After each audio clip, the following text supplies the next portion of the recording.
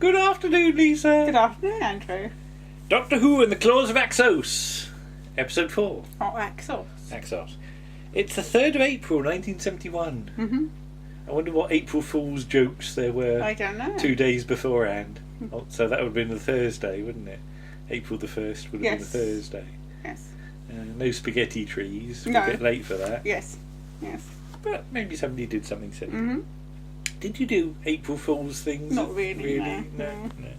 Neither did I. I thought they were silly. Mm-hmm. 7.8 million people are tuning in. All right. I've gone up from last week then. Yeah.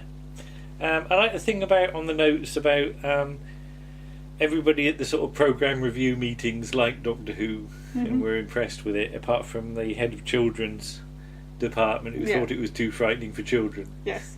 Too doom-watchy. Too many Doom-watch themes. Mm-hmm. I don't remember a Doom-watch episode about the Axons, do you? No. Can you imagine that? No. Okay. Just imagine like a sort of a fake quist or something. And it turns into an Axon. Anyway, you've got the Master, as we said last time, helping Unit, which is an interesting little setup. And, yes. You almost wish that you could get more of this. Yeah, I think it was done in a book as well. Yeah. There's a book where he's helping them. Oh, that's right, yeah. Yeah, BBC Books book. A BBC Books book. But to show the sort of Axon sort of brain intelligence convulsing, well, the scripts really go for it in terms of what they're describing. And it is really being very ambitious. Yes. But what you get is 5 cameras all like doing overlays, and you've got all being mixed. floating heads, and you've got one or two axons that are there, and you've got other ones that are being overlaid, and you've got the heads, and you've got the lava lamp stuff going on, and what with Dudley doing his noises, and Dick Mills it's Brian Hodgson at this point, isn't it? Still making noises. It's all systems go from everybody. They're basically chucking everything, including I like the idea of Brian Hodgson making noises. Just recording all his bodily sounds. Yeah. I'd be brilliant at that. You would. Joe's mental arithmetic. This is quite a sort of... She's really good. Yeah. Because she's doing things like... He does like 3 sevens, and then you have to... And multiply that by 4. And then you have to divide it by 9 and take off 10. How good would you be at that, Not even very if you good. weren't inside Axos? Not very good at all. Convulsing, No.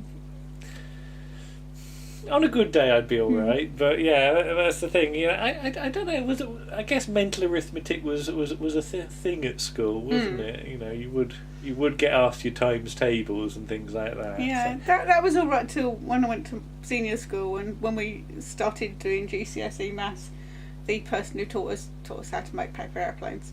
Okay. Well, in the draft there is script, Doctor Who makes a paper aeroplane. Yes, but it's not really very helpful with maths. Okay. And I like a bit later on, you've got the Eye of Axos, and it's telling all the other Axons what to do, and there's like 3 or 4 of them arranged, looking at the eye, getting their instructions. Yeah. It's as though they're attending a lecture or a staff meeting. Yeah. And they're sort of nodding their heads a bit, going, yeah, we'll do that. But if Axos is a whole thing, it doesn't need to tell bits of it itself what to do. No, it should all know, shouldn't it? Yeah, that would be like sort of me telling me toes what to do or something like that, you know. Donald Hewlett, he gets a bit of a hero scene here, doesn't he? Yes. And he's much more in sort of control and a more serious, obviously because this is a drama, but contrast him with, you know, Ain't Half Hot Mum or Come Back Mrs. Noah or You Rang My Lord. It just shows his range as an actor. Yeah, that's the thing. In comedy, I think it's fair to say he gets written the same part each time, doesn't he? Yes. In You Rang My Lord, it's a slightly different it's slightly character. different. Yes, he's not the sort of quite so much of the silly arse character which he is in Hot Mum. And that head thing that he puts on, the mask, the head mask, it does remind me of the Get Up from Inferno. Yeah. It does, indeed for a similar purpose, because you've got to have a stuntman. Yes. I'm not quite sure what that's supposed to protect you from. Not if it's just like gloves and a hat. Yeah. He should have a full body suit, Yeah. but maybe they haven't got any left. No. That's all that's left. The cables he's fiddling with Mm. pass my realism test. Okay. Because they look like proper cables in Right. a sciencey thing, because they've got like metal ends and you'd screw them in and have to. So points for the set design for they actually look like they're proper things. They're not just silly little things that with plastic ends. They seem to be sort of gold or copper ended. Mm-hmm. So, hurrah! Somebody's done something Some research. decent there. And then John Pertwee's line, and it's in the DVD menu on a loop, and it's saying about what Axos will do. This is after the thing in the laboratory. After the explosion, yeah. Yes. John Pertwee says it will continue to grow, gentlemen. And I know what the sentence looks like on the script because there's a comma, but it's almost as though like the Axon's plan is to grow, gentlemen. Like a load of John LeMesurers are going to pop up next, after the Axon. There's going to be a load of sort of Axos duplicates of John LeMesurer that come in and go, oh my dear, would you mind awfully if you helped us to invade? Because I don't quite know what I'm doing. Just imagine John LeMesureur wanting help. Yes. And the use of the word space dome as well. Space dome, yes. It does sound like a lovely place to visit on a bank holiday. We're going to go have an afternoon in Space Dome, and all the kids are going, "Yay, Space Dome! You can do space things in Space Dome." Yes. Yeah. I like the unit video camera as well. That Yates is clearly the one trained in video camera technology, as he drives up with Benton in the Jeep. Sorry, the Land Rover. It's not a Jeep. Yes, you'll get told off. And sets up his video camera on a wonky little tripod that doesn't look much better than the one that I'm using, frankly. But the fact that they've got a video camera, it's not a film camera; it's a video camera. Okay. So, unit are at the high end of OB technology. Yes. So maybe the unit van is indeed an OB van. Yeah. And has got Barney Colahan inside with his tash. Yeah. Cutting between the cameras. I like the thing about on the notes pointing out that Peter Bathurst appears in Old Mother Riley Meets the Vampire. Yes. Now I know you're not keen on Old Mother Riley. I've not seen much of it, but I from what little bits I've seen, it looks a bit tedious. But again, it's my sort of head thing. Given the working title for this story, I'd love it to have been Old Mother Riley Meets the Space Vampire. Old Mother Riley and the Axons. And we see the Doctor and the Master going in the TARDIS. And it's what Sue Perryman always talks about. In this story, the TARDIS has got a little porch. Yes. Because you can see some roundels out of the door. Yes, so it's not Jodie Whittaker's TARDIS that first had a porch. No. Well, I think even in Seeds of Death there's an implication that there's a little porch. But weirdly, in Colony in Space, there isn't a little porch. Which is the next story. Because when the doors open on the planet, Joe looks straight out into the thing. So, between this story and the next one, it loses the porch. The porch falls off. Is that maybe when the Doctor has to make them escape from Axos? He leaves the porch behind. Yeah. Maybe. But Pertwee and Delgado don't get many scenes together in this story. No, they don't. No. But I'm glad when they happen in this. When episode. they do get them, they're very good. Yeah. And the Master's having to do some proper wiring stuff as well. As he's sort of attaching one bit to another. And I like the idea that the TARDIS is quite hardwired in this era. Because, of course, by the time you get to sort of later stories, it would all be done through software or something like that. Or Wi-Fi, but the fact that the Master's got to get his little soldering iron and screwdriver out or something like that, that to me smacks of proper technology. Okay. That you've actually got to join one thing to another. Yeah. You've had in episode 3 the thing about all the axonite being distributed to all the research centres and stuff like that. Yeah. And although it's in the draft script, what ends up on screen, there's no sense that all these other bits of axonite have gone. Yeah. Of course, in modern day Who, you'd get cutaway scenes of like people in unconvincing American tracksuits and things like that being attacked by axonautes. Unconvincing. Are you refuting that some of the scenes in modern Who are unconvincing? I'm mostly thinking of Last of the Time Lords. No, what's the one before that? Sound of Drums. When you've got that American sofa with people with baseball caps on and things like that.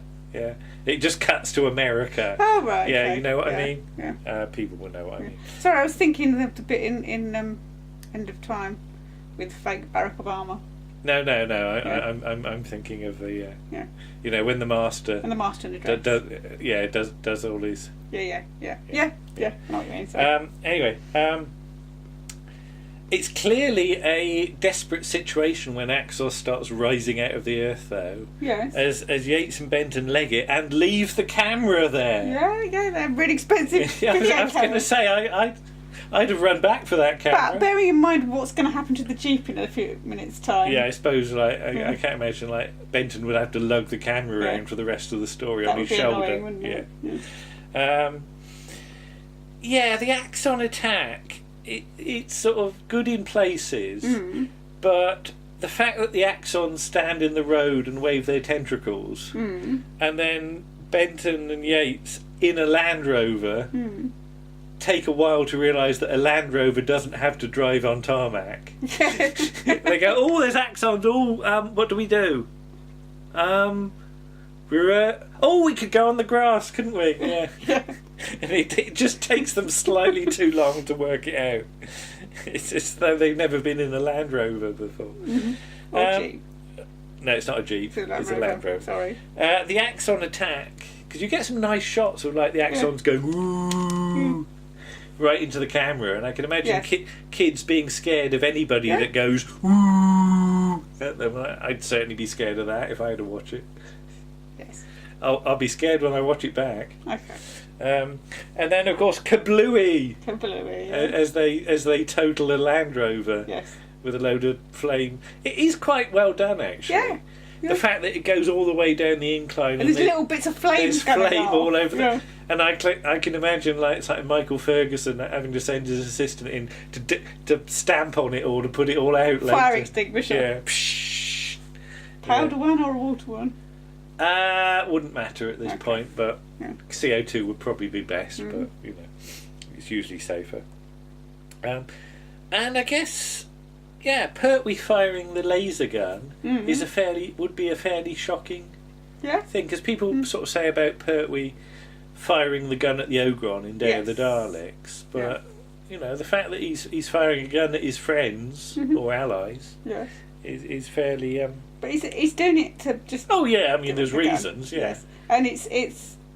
I think he's obviously a good shot. Do you think people watching at the time would have been convinced that the Doctor had sort of was looking after himself more than the humans? Possibly. I don't know. Maybe you just need a few extra lines here and there. I don't know, because of course, sort of.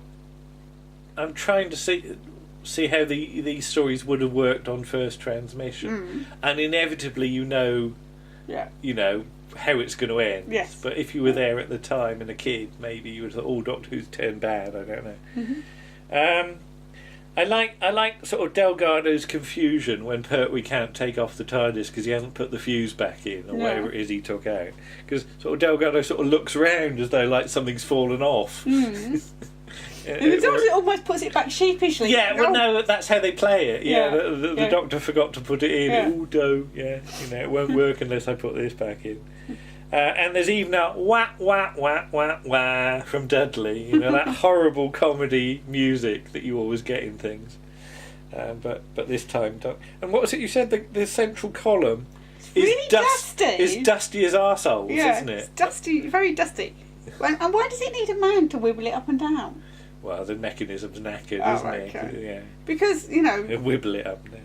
But yeah, Doctor Who has not been dusting his column, has he? No. He should get a little yellow He needs duster a feather out. duster. Mr. Sheen. Yeah. And I just put, it needs Polly. Oh, God. You can tell that Polly's not here. Clearly Jo has not been assigned dusting duties, has she? Because this is the 70s and the girls don't have to just dust. And Doctor Who's scared of asking Jo to dust. Perhaps he asked Liz. Yeah. And she told him where to bugger off to. Maybe, And then... He can dust himself. He's perfectly he capable. can dust himself. Just needs a feather duster, doesn't he? Okay. Yeah. Right, I just put, needs Polly. The wide shot in Axos, when the TARDIS is inside Axos, it is about the only time, I think, when they don't get away with the Axos set, because previously you've been in deeper in the set. Yes. And you've seen, the floor's been all up and down. Here it is quite obvious it's a studio floor with some bits painted on it. With bubble wrap on it. Right, yeah, so it's the only slightly... But I guess maybe by this point you're not looking at that. No, the money's running out. So. The Master's TARDIS. Interesting that it's sort of it goes through various descriptions in the scripts again, and it's just sort of this sort of. Is it pink or is it the lighting? I think it's the lighting. I think it's grey. Yeah, it's but like a sort of cupboard, isn't it? It is. Well, it is a cupboard, but it hasn't got a back to it. Because if you notice, at the top of the door, you can see through the yellow bit of Axos set that's behind it. Nobody's thought to put a back in it. So, so if the Master escapes in his TARDIS, he'll just fall out the back. You'll have to, hang on. Like John Barrowman's. Or Matt Smith. Or Matt Smith's. The door melting with acetone is quite a nice effect. Yes. I always think that works quite well.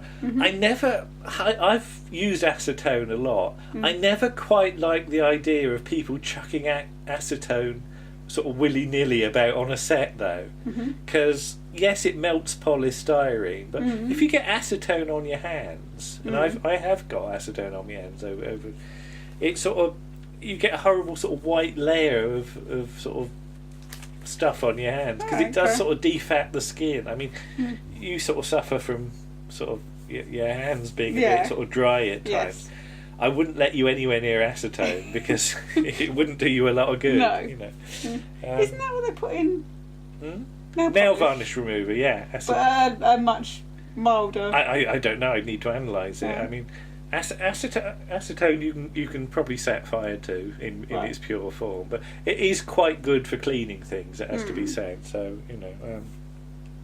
I'm not knocking acetone. You just have to know when to use it. That's the thing, as with all these things. Yes. How do you join Axos to a TARDIS? Badly. So, the Axons have lent some tentacles to Doctor Who. Yes. Which presumably he's trailed in through the door of the TARDIS. Because if you look, the doors aren't quite shut. No. And then he's trying to again hardwire them into the console somehow. I'm not entirely sure how you join a bit of tentacle to a bit of TARDIS wiring. I really don't know how that works. It is a bit hopeful. But when the TARDIS takes off, trying to leave Axos behind, it has to presumably take off with the doors open for a bit. Yes. Because you've got a bit of cable coming out. Yeah. And then as the TARDIS, takes off, does that bit of cable disappear, and then the doors can shut. Which then begs me to ask, what happens to the two axons that are slumped over the console? Because when Pertwee takes off, he's still got the wire attached and two axons inside that are giving him a bit of a cuddle. So do the axons disappear? Does he leave them behind? Or does he have to, a couple of axons he's got to chuck out the emergency exit or something? I don't know. Because it's never clear. You never see them disappear. No. In one shot they're there, and in the next shot they're not. Yes. So I don't know what happens to them. The whole sort of axon attack sequence at the end, because it's quite a small set, they're having to... They just about get away with it, I think. That the Axons have to come in and lumber in very, very slowly, and Yes. people have to go like that. Uh-huh. That was my Joe impression. Okay. It wasn't Bill Filer. No. Bill Filer would go, oh, because he's a man. Right. Do you like my Bill Filer impression? Yes. Oh, all right, okay. And when... What did you do there? Did you make a sign? You'd have to watch, wouldn't you? You shrugged, yes. Then when the whole thing's going to blow up, I love the fact there's a 20 mph sign that you see on the film, and then everybody zooms off at about 50. Yeah. Well, yeah, they're going to if it's going to blow up. And Is it not a What? nuclear explosion? well, I'm going to come to that, but before we do that, thanks to Nothing at the End of the Lane issue 4, here it is, from autumn 2015, which is a long time ago now. Gosh, yes. We have a couple of photos of the filming of the Claws of Axos at Dungeness, but I just want to read out a piece from the Southeast Power magazine, which is for the workers there.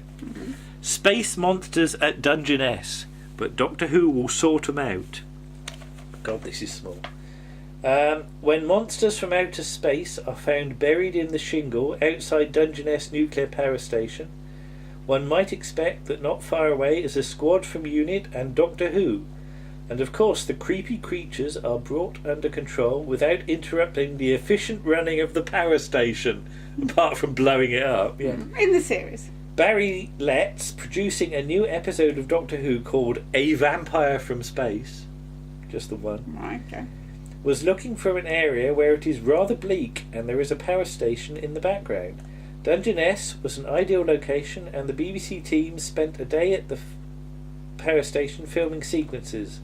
There are 50 artists and technicians in the group, and they were looked after during their time at the station by one of the guides, Mrs. Barbara Palmer, because you actually have ladies with hats on. See if I can get that in. Not sure I can, but ooh, there she is. There she is with her hat on. So they're like sort of tour guides if you wanted to go around the power station for a look. They were looked after by one of the guides, Mrs. Barbara Palmer. Amongst the actors she met were John Pertwee as Doctor Who, Katie Manning, Nicholas Courtney, Peter Bathurst and Roger Delgado. A Vampire from Space will be transmitted on BBC One on Saturday afternoons from March the 13th to April the 3rd. Pictures show John Pertwee accepting a welcome cuppa from Barbara Palmer, right, and a monster being shot. Not being shot, but as it being filmed. Being recorded. So that's nice. Yeah, anyway, so where were we? Oh, yes. Yes, the nuclear power station explodes. Yes. It's a clever way of filming it, though. Yes, because they sort of put the explosion in between the camera and the power station, don't they? Yeah, so it's a bit of forced perspective. So, it's not as though anybody's tried to attach a bomb to the power station. No. But it is quite a sneaky way of doing it. They're quite clever in this season at doing explosions on buildings, aren't they? Dudley really goes for it. Yes. He's really going mad. And I just said radiation. And then the TARDIS lands in some rusty old metalwork. Yes. Yeah. Because this is the picture that was used for John Pertwee in Doctor Who: A Celebration. And I always wondered what it was from. But it's okay. Yes, you've got radiation, but why go back to an office that's got a dirty great hole in the wall? Why not go to another office? Or go to the unit van. Yeah. Well, because they didn't want to use it again, obviously. But and briefly, as the notes point out, Shoestring. Yeah. Bob Baker, and various other things like Into the Labyrinth and King of the Castle. Yes. We should get round to watching King And of the Sky. Castle. I'm not that bothered about Sky, but yeah. That's got Tavern Thomas in, Is hasn't it? Yeah. King of the Castle has, hasn't it? That's what I mean. Yeah, and Fulton Mackay as well. Mackay, yes. Yeah. But yeah, Baker and Martin, of course, this being their first Doctor Who story, but they have a whole range of other things apart from Doctor Who that are really quite strange. So yeah, it's just good that they got their foot in the door. Yeah. With this story. Yeah, Pertwee the Galactic Yo-Yo. Yes. Which is probably why Tom Baker's got a yo-yo later on. Possibly. I don't know. But I always enjoy Axos. Yeah, it's good to do it again. Story, yeah. It's fun. It's daft in places, but you know, Doctor Who should be daft in places from time to time. Yes. Because it is daft. Let's admit that now. Yeah. So that's John Pertwee done and dusted. Although his central column wasn't at all dusted. No. We now move on to Tom Baker. Yes. And we've had a suggestion, which I think is a wise one. Yes. That again we do 2 Tom Baker stories. Yes. So we do one from the Philip Hinchcliffe era and one from the Graham Williams era, because obviously they're very different styles. So and Tom's different in both. Shall we announce the? We could probably announce both. We'll announce the Hinchcliffe one for the moment. Yes, and there is a link. Is there a link? This story. Okay, what's the link? The monster costume. The monster costume. As we see the Axons return. Yes. Painted green. Yes. In The Seeds of Doom. The Seeds of Doom. See you soon. Okay. Bye-bye. Bye. Better find me thing.